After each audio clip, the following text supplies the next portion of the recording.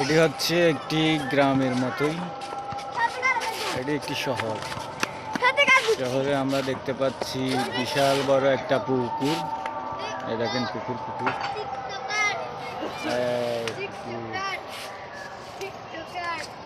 এটা হচ্ছে একটি বাড়ি। আর দেখতেছেন কতগুলো মানুষ চাম্পাপুরি বানাচ্ছে। এই চাম্পাপুরি